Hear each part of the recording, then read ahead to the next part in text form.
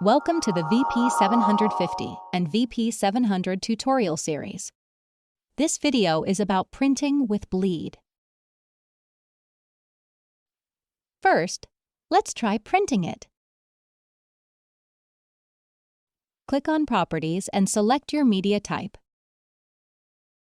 Then click on Custom Sizes and type your media name and key in the right width and height required for your print.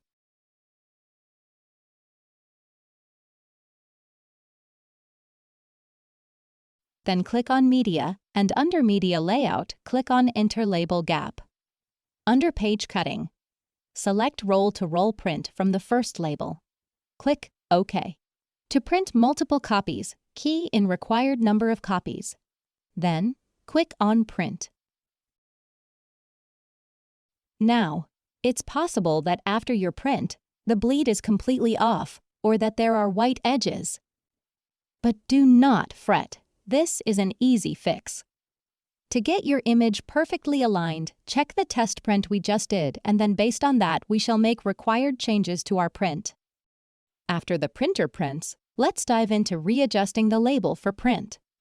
A positive value on vertical offset adjusts the image towards the top of the label, and a positive value for horizontal offset adjusts the image towards the left side of the label. Which means using negative signs, we'll adjust them towards the bottom and right respectively. After observing the test prints and readjusting, select Properties and click on Media, and make sure your vertical offset and your horizontal offset is set correctly.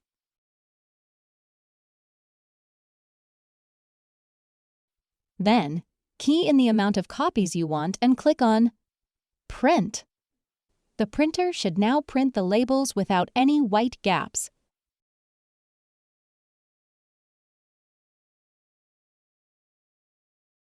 Let's now paste it on a packet, and you can see that it looks flawless.